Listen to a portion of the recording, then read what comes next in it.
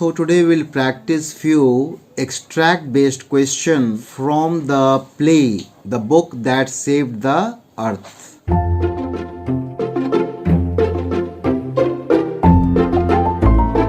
So this type of question is also called reference to context questions. So let's start now. Write the question. Read the extracts given below and answer the questions that follow. Omega. Oh no. But poor Lieutenant Iota has not had her breakfast. Lieutenant Iota, I order you to eat this sandwich. Iota : dubiously. Dubiously means doubtfully. Eat it.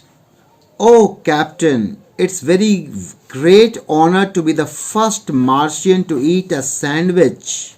I'm sure, but how can I be so impolite as to eat before my sergeant? Handing up the book and saying brightly, Sergeant Up, I order you to eat the sandwich immediately. Oh no. But poor Lieutenant Iota has not had her breakfast. Lieutenant Iota, I order you to eat this sandwich. Omega बोलती है, omega senior है. Oh no, नहीं. But poor Lieutenant Iota has not had her breakfast. अभी तक तुम Iota अपना breakfast नहीं की हो. Lieutenant Iota, I order you to eat this sandwich. Omega का जूनियर थी लेफ्टिनेंट आयोटा. उसको कहती है कि तुम खाओ इसको, मेरा ऑर्डर है. ये सैंडविच को खाओ, इस बुक को खाओ. आयोटा डूबियसली मीन्स डाउटफुली, शक दृष्टि से. ईट इट, क्या मैं से खाऊं? ओ कैप्टन, अरे captain, it's very great honour to be the first Martian. ये तो मेरे लिए बहुत सम्मान की बात है कि मैं फर्स्ट मार्शियन होके टू ईट अ सैंडविच. मैं सैंडविच खाऊंगी जो अर्थ का हो. I am sure, but how can I, लेकिन मैं कैसे खाऊं? आई बी सो इम्पोलाइट, ये बड़ा इम्पोलाइट होगा, अनमैनर्ड होगा, अच्छा व्यवहार नहीं होगा. As to eat before my sergeant, कि मैं सर्जेंट के सामने खाऊं. और उसने बड़ी चालाकी से, उसको खतरा लगा खाने में, क्या है नहीं है. हैंडिंग उप को हैंड कर दी वो. The book and saying brightly, और बिल्कुल आदेश सूचक सेंटेंस में बोली वो. ब्राइटली हियर रेफर्स टू आदेश सूचक सेंटेंस में बोली.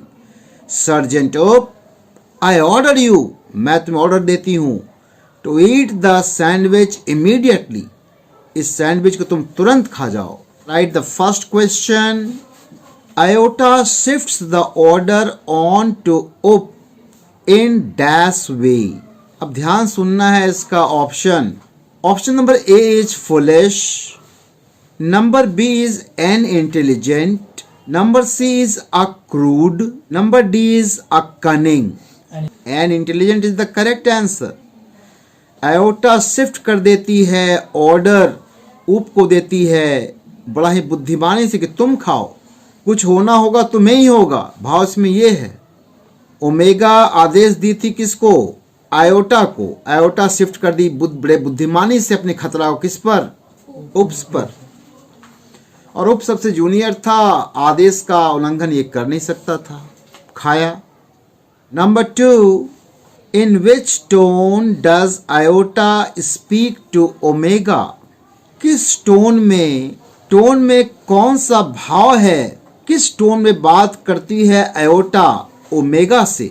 Number A option respectful, number B polite, number C rude, number D flattering. Very good, correct answer B polite.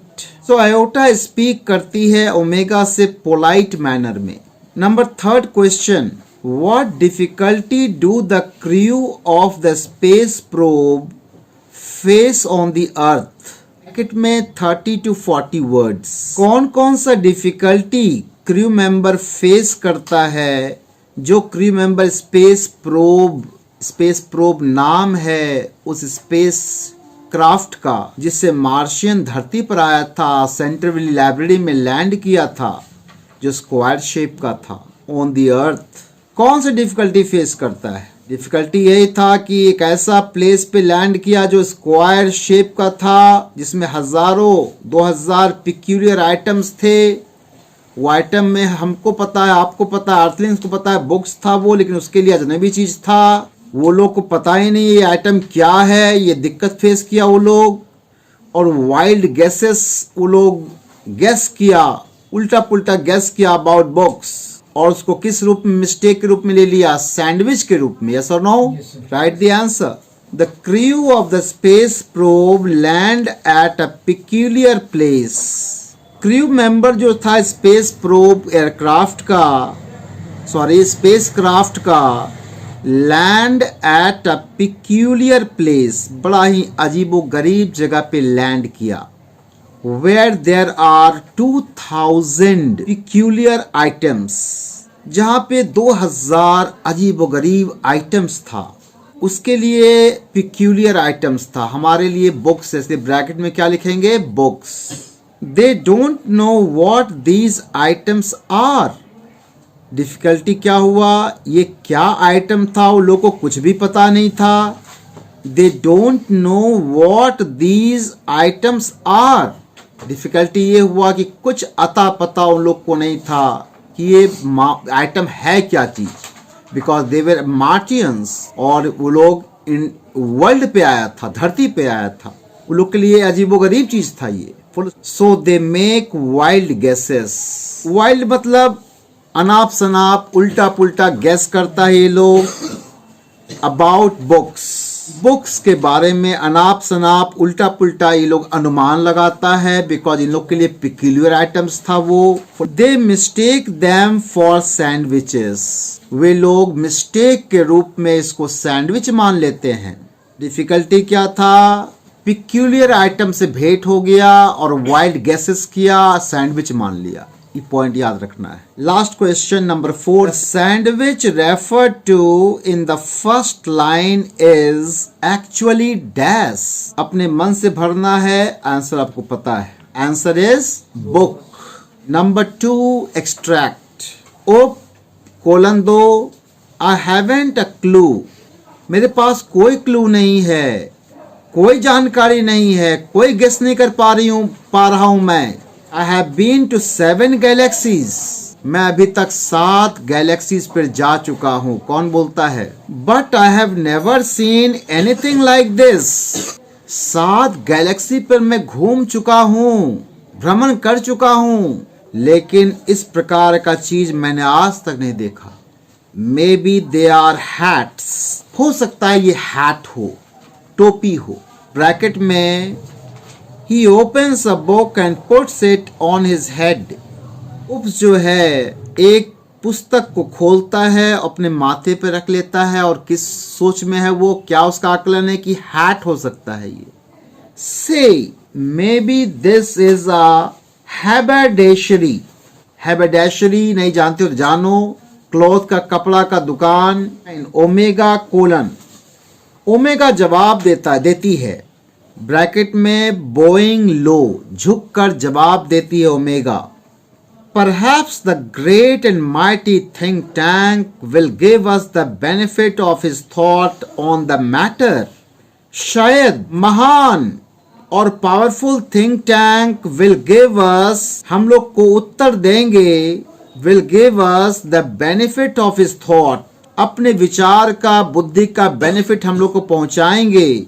ये भाषा है उप ओमेगा का, जैसा थिंक टैंक सुनना चाहता वैसी भाषा में बोलता है वो, कि थिंक टैंक को पसंद नहीं है कि कोई हमको मूर्ख कहे, कम जानने वाला कहे। तो ओमेगा कहता है शायद great mighty think tank will give us the benefit of his thought, हम लोग को अपने थॉट से, विचार से, बुद्धि से बेनिफिट पहुंचाएं ऑन द मैटर, इस मैटर पर कि ये क्या चीज है, हम लोग कहाँ लैंड किए हैं। Question number 1, what does Oop call a book? Option number A, a hat. Option number B, a small article of domestic use. Now option number C, a haberdashery. Number D, all of the above. Number D, all of the above.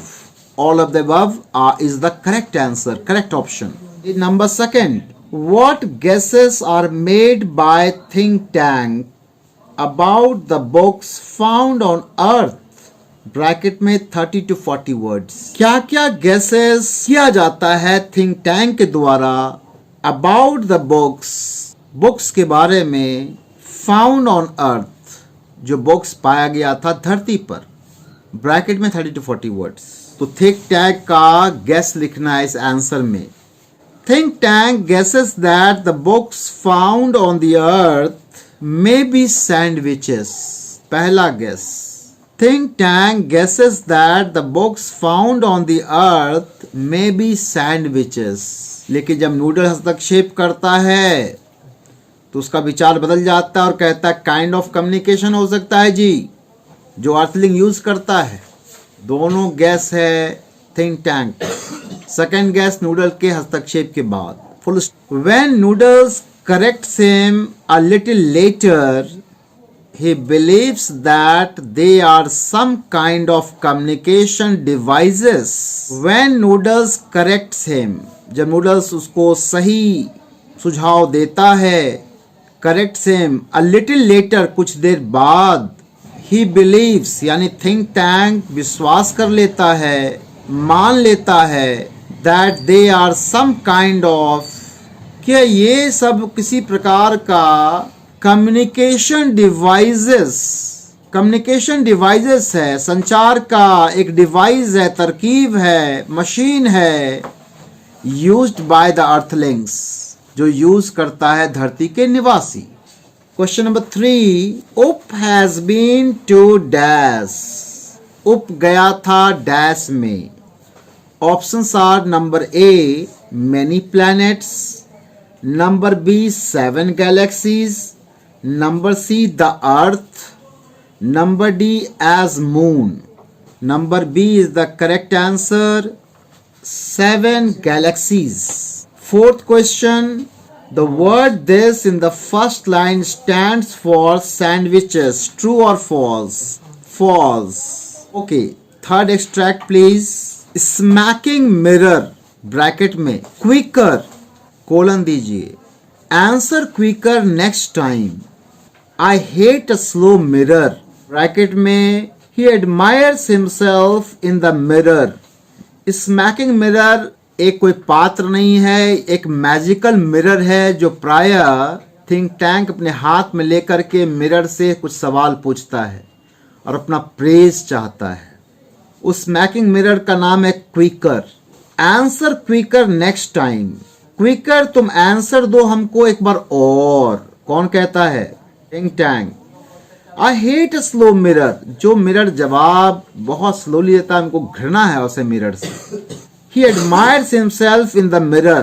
Think tank अपने आप को, चेहरा को देखकर admire करता है, प्रशंसा करता है. There I am. देखो मैं हूं यहां पर. मिरर में देखकर कहता है think tank, are we Martians not a handsome race. क्या हम लोग मार्शियंस बहुत खूबसूरत, बहुत हैंडसम रेस नहीं है? क्या हम लोग मूल निवासी बहुत हैंडसम नहीं है? वो अपने बारे में कहता है हैंडसम, लेकिन सबके नाम लेकर बोलता है मार्शियन, जिससे लगे कि नहीं हम सब के लिए बोल रहे हैं.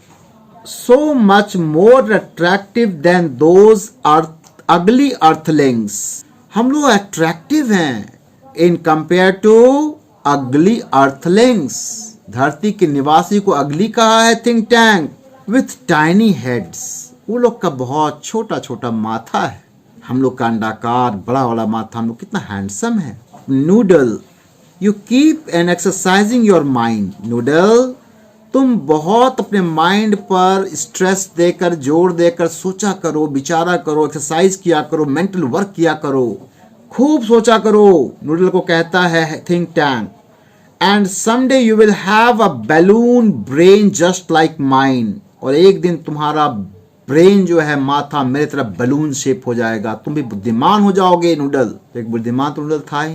इसका कहना है कि तुम भले सलाहकार मेरा हो, तुमसे ज्यादा बुद्धिमान मैं हूं. First question, Martians have an edge over Earthlings because dash. क्या मीनिंग क्वेश्चन का है? Martians have an edge over phrase है, बेनिफिट, फायदा, good points, advantage, super. Martians जो है वो सुपर है अर्थलिंग से because dash. Option I am reading. Number A option, Martians are more powerful physically.